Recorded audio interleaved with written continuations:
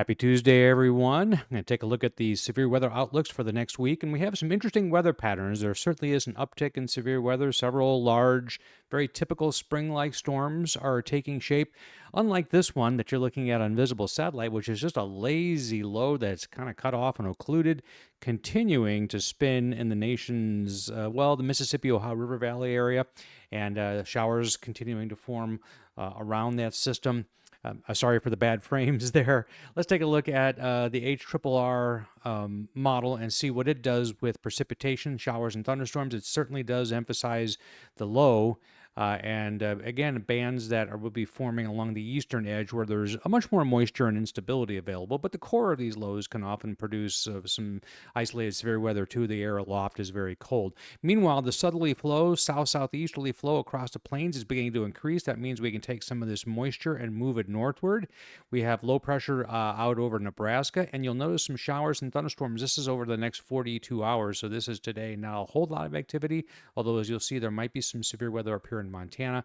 But then on Wednesday, this area right here is expected to develop a little bit more, and you can kind of see that right in through there. So let's take a look at our severe weather outlooks for today, Tuesday. Lowest risk, 1 out of 5 through the North Carolina and the Virginias, parts of West Virginia, a little section of Mississippi and Alabama too. And then we have that secondary area where the jet stream flow is increasing. That encompasses parts of western Dakotas, Wyoming, and a little bit of Montana, too. And as far as the tornado risk, again, it's not outstanding. Slight 2% chance risk there from Birmingham up toward the Memphis area, not quite getting there. And anywhere out ahead where those little squall lines were developing ahead of that advancing low pressure area. We also have the SIPS analog comparisons, and it kind of puts a little bit of an emphasis right around Cheyenne, Wyoming. It has consistently done that, by the way. That's for today. You remember the outlook area was a little bit more to the north than that. Now let's take a look at Wednesday. This is finally crystallized into a slight risk, which is the 2 out of 5 chance. So we have this kind of avocado with a yellow core.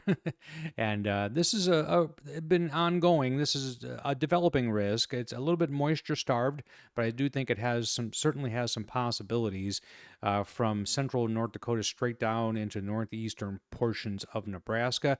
If we take a look at the analog models, looking back over previous types of situations like this, it keeps the severe weather chances to 15% and much further south. So that they're emphasizing this area up here, the Storm Prediction Center. And if we just look at previous things that looked like this in the past, it was shifted more to the south. But if you also take a look at the tornado probabilities with that same analog, it does extend those up into, let's say, around the Grand Forks area, and then certainly a 5% risk there through the central and eastern portion of Nebraska and a good chunk of Kansas, too. And finally, we'll look at the learning machine model from CSU. And it does put this, by the way, I cover it up. I need to fix this. This is the tornado probability. So it does put it at a 5% risk in Nebraska. So it is interesting to watch this. And I do think that there'll be probably some isolated tornadoes with this tomorrow, and they'll probably upgrade. I don't know if they'll upgrade it from slight. They may not. It'll be very conditional, though. Now, the day one probability, so tomorrow morning, on day one of any day, they will upgrade and make decisions much more frequently during that first day. So that'll be a day worth watching a little bit, I think. Now, this is still in place on Thursday. A broad area that's more of a kidney bean shaped area now from Wisconsin down through Chicago, Milwaukee into Indianapolis. This has been arcing a little bit more with time. So this was looking a little bit more like this at one point. Now you can kind of see the surge of the jet stream here with drier, more stable air. So this is still a pretty good threat area. They have not pulled the trigger on significant severe with this, though. So it remains to be seen. They have some question marks, the SPC, about that. If you take a look at the CSU opinion of this, there is a 30% probability of damaging hail right in the center of that arc. And they do have a tornado probability at 15% in central Wisconsin. So that's an interesting thing to watch. We'll have to see a very, very detailed analysis on Thursday, especially with low-level wind shear. That's really going to determine what the tornado threat is. And if you look at SIPS, it is a much more of a broad brush, as it typically is, but centered about where it needs to be in that arc there where they have a 15% probability of any severe weather occurring, Indianapolis, much of central Indiana. Now, this outlook has maintained itself for Friday, Basically, it's stretched out a little bit more. And if you look at the instability, it actually extends back in through here. So I wouldn't be a bit surprised if western Arkansas got more into this as we get closer to Friday's event. If we look here, Friday does actually back up, according to SIPS, that 30% probability into even parts of eastern Oklahoma. And then the CSU, very similar, but they do have a significant severe with this hatched area here. And again, it's convenient because they put the SPC's opinion there. And it matches pretty close with what they're thinking. So that's a 45% possibility, that purple there, of some sort of severe weather. So it is, I think Friday is not necessarily a sleeper day, but it is a day that we need to watch very carefully. On Saturday, I'll show you a model output, by the way, for Friday here in a minute. Saturday, there's evidence of a drying, more stable influence of a front right there. But the severe weather activity definitely shifts from Texas northward into Kansas. That's been consistent now for a while. Same with the CSU model. Now, there is a ridge of high pressure building over the Central Plains on Saturday, so I think that may limit the severe weather a little bit. On Sunday, you can see a return northward of moisture and instability. That's looking very interesting, along with the CSU model, again, more north with that. And then on Monday, we have a big severe weather risk from Nebraska down to Texas, very much in climatology.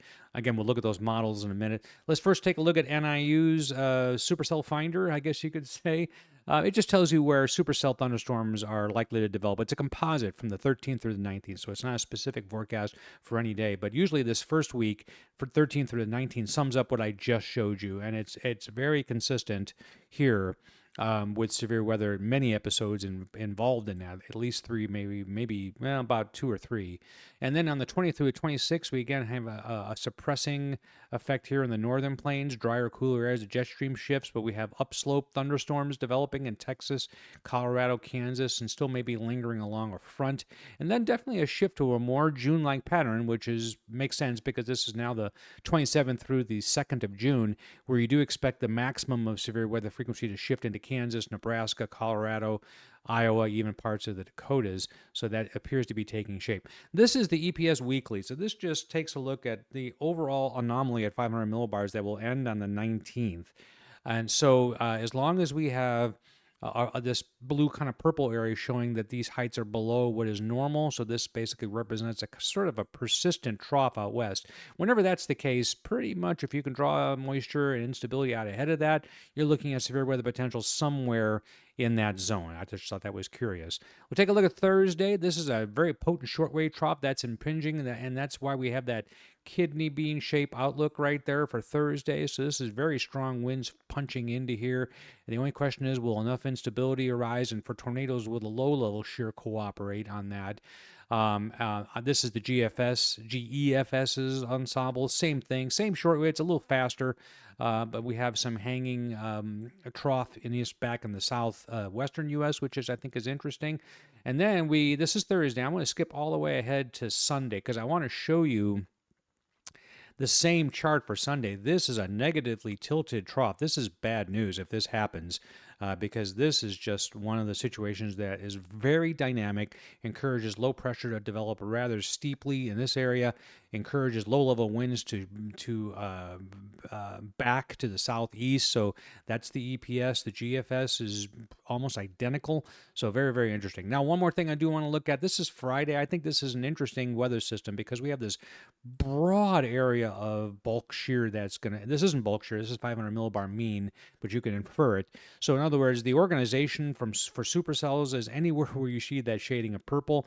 But now where does the instability back that up on Friday? Well, you can see there's a front kind of sagging in through here, but the instability maximum, I think this is 1 p.m. on Friday, is actually over eastern Oklahoma. And the idea is that thunderstorms are going to develop and spread through this area and might be a nocturnal issue in parts of Kentucky and Tennessee.